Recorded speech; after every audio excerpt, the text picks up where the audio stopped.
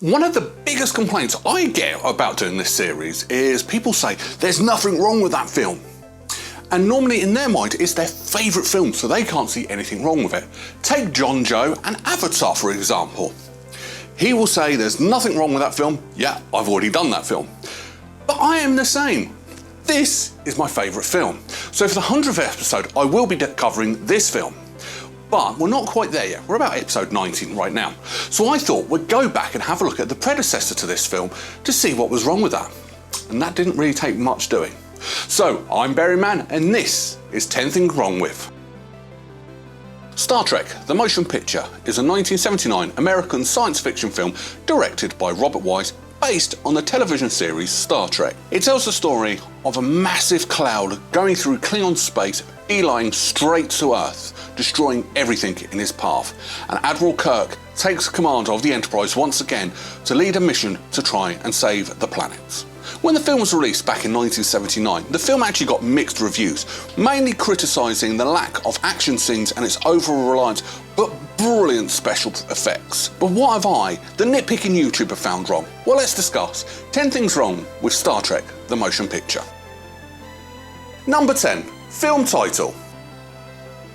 So yes, this film's called Star Trek: The Motion Picture, translation as Star Trek the Movie. Why was it called The Motion Picture? I think it's pretty obvious that this is a motion picture. It's pretty obvious that this is a movie. Now, in the 80s, it was quite common. You had Superman the movie, Santa Claus the movie, The Transformers the movie.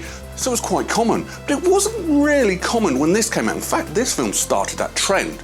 Now, I probably wouldn't have moaned as much if it was Star Trek the movie, but the motion picture, it didn't quite work.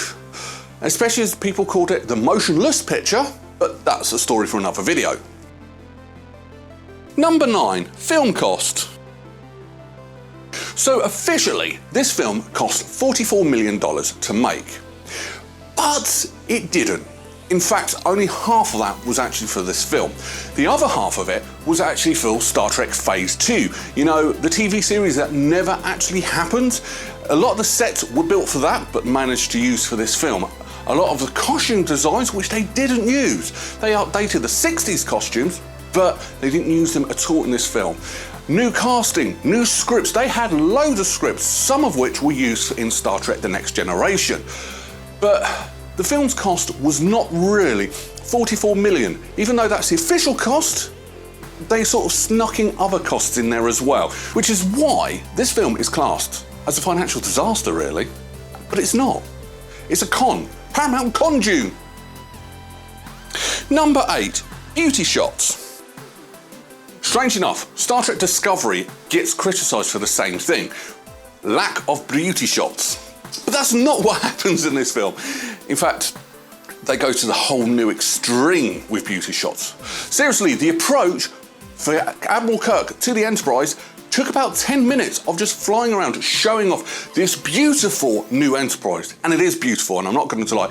In the whole of sci-fi, the Enterprise refit class is my favourite starship. It's even the backdrop on my mobile phone. But still, did we need so many beauty shots? I mean, there was lots of them. Hell, even the Klingon ships that do not deserve beauty shots had some really close-up beauty shots. And no, we don't want beauty shots of Klingon ships. Some beauty shots are brilliant and needed. In fact, they did it well in the sequel because they used the beauty shots from this film and cut it down into smaller, manageable bites, and it worked perfectly. But the beauty shots in this film were way too many, way too long, and took up pretty much most of this film. Number 7, unfinished script. Now, bizarrely enough, in filmmaking, this happens quite a lot, where they start production on a film without a finished script. Alien 3 is a prime example. They didn't have a finished script when they started it. They had about 5 or 6 different scripts. And this film's no exception, especially the ending. They did not have an ending for this film. In fact, they were still working on the ending as they were filming the ending. And it was more down to Gene Roddenberry not liking the endings. Now, William Shatner actually came up with a good idea. Leonard Nimoy loved the idea and they were working together. Seriously, Kirk and Spock in real life working together, and Gene Roddenberry still did not like their ending. I must admit, the ending does sort of go off on a tangent a little bit on this film, and it shows because, yeah, they didn't actually have a proper ending. Number 6, Power Mad. So in the original series, and hell, in the other films, Kirk is portrayed as this heroic leader who leads by examples, who deserves his place on the bridge of the Enterprise. This film is the odd one out because Kirk isn't like that. He doesn't inspire, he doesn't lead by example. In fact, he is more like an adolescent child throwing tantrums to get what he wants. Seriously, he was an admiral, demanded the Enterprise back, came and kicked its captain down a notch, just so he could get the glory of saving the Earth, which ultimately he does, but that's not the point.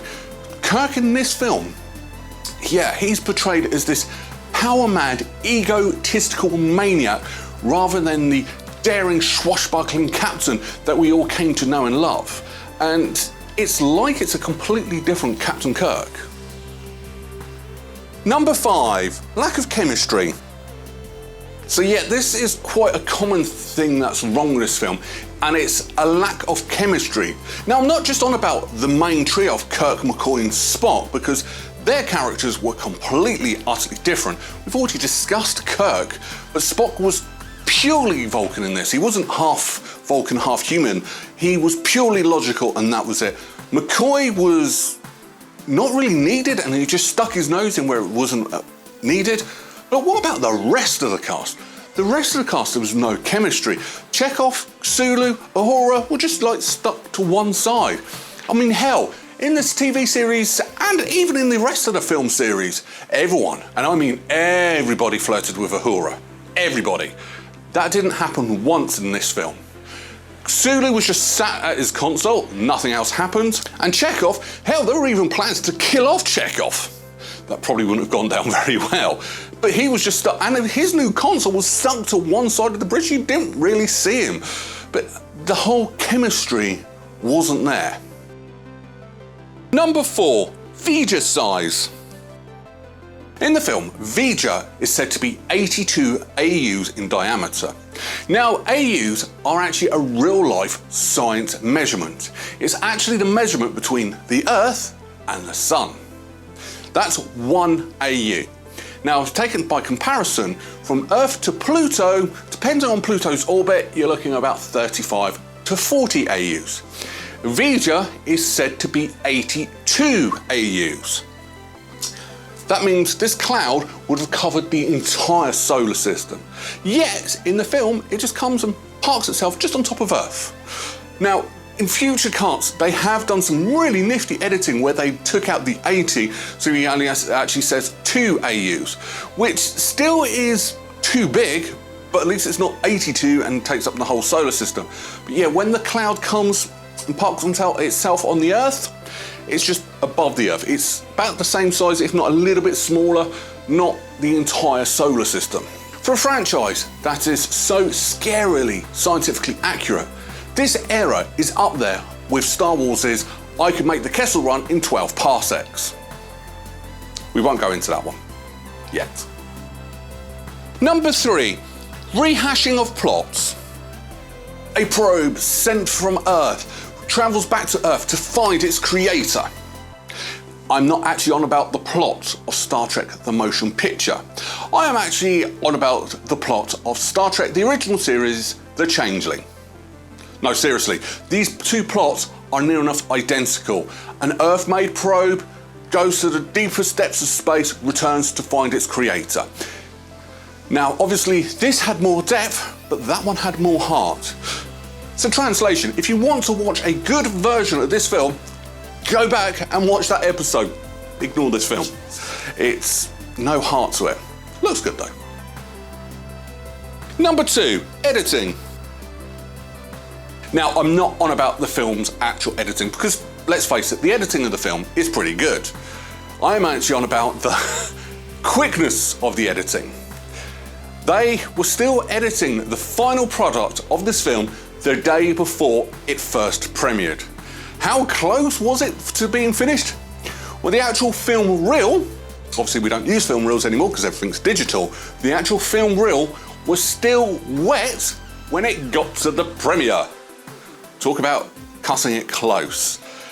Now, that's not a good thing because it means you've lost out on the test audiences, you've lost out on the press reviews. It's literally the premiere and you hope you've got it right.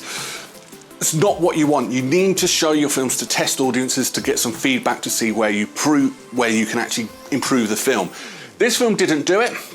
You can tell it didn't do it because there are so much things that I personally would have taken out of this film. Number 1, Gene Roddenberry. I've already touched upon this earlier in this video, but Gene Roddenberry is the primary reason of the things I've said about.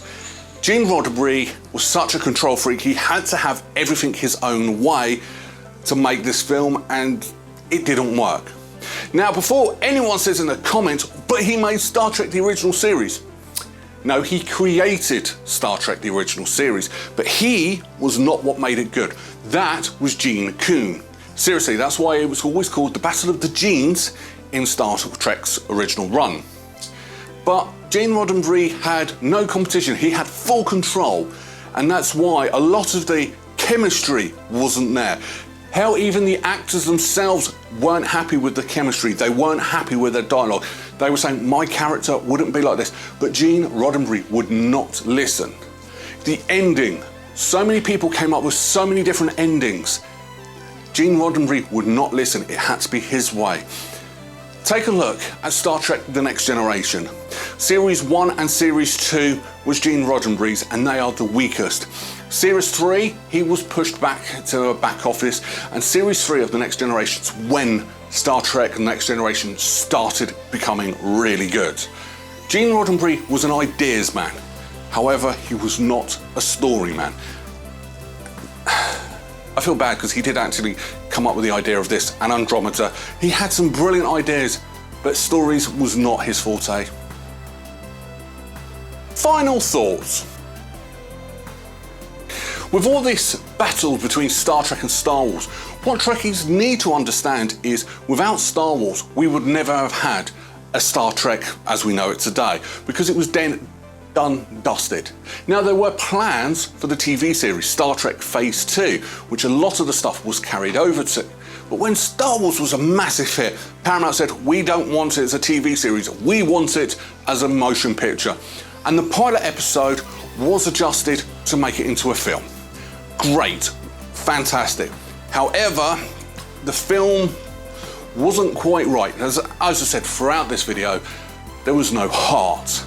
There was no emotion, there was no chemistry. It was like the Vulcans made this film because it was just pure logic. Now, the special effects were fantastic, bar one little thing. Now, I didn't put it on the 10 things wrong with, but I did want to, is the fact that they used a black screen. Now, I use a green screen. In the 70s and 80s, it was blue screen.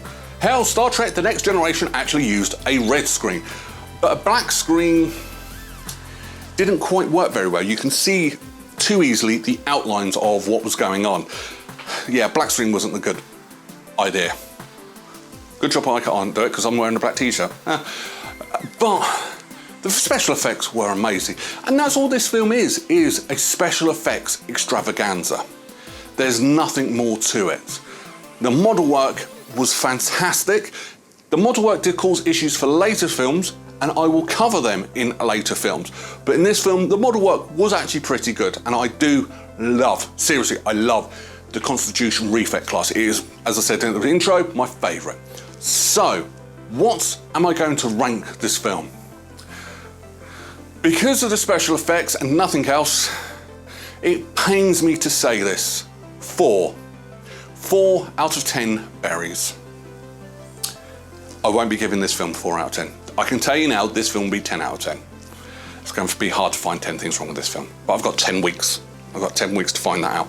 Anyway, what do you think of this film? Do you like it? Am I being too harsh on this film? Am I being overly nice to this film? Should it be less than 4?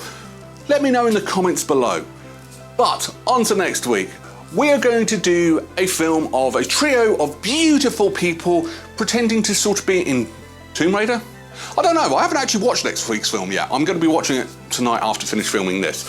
But come back next week to find out what it is. And if you want to know in advance, go check out my Facebook page or my Twitter page. Other than that, I look forward to seeing you then. Take care, bye-bye.